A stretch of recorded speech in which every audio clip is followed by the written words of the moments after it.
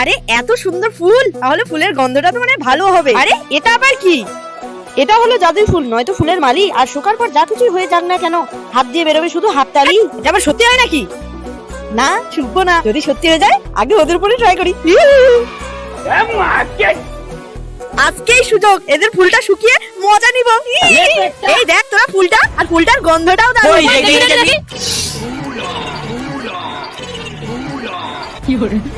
এবার শুধু ম্যাম আসার পালা। ম্যাম, কি হয়েছে আপনার? আরে কালকে আমার ফোন চুরি হয়ে গেছে।